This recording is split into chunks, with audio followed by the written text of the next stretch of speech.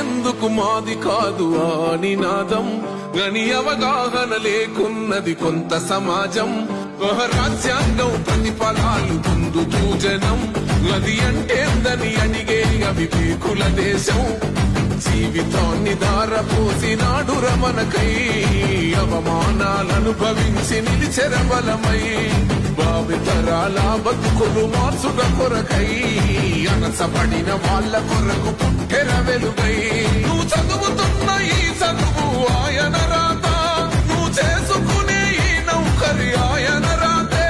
నువ్వు పొందే ఏ పదవైనా ఆయన భిక్షే జై భీమ్ జనగుండె నినాదం అందరం ఒకటై గెలవాలి సమాజం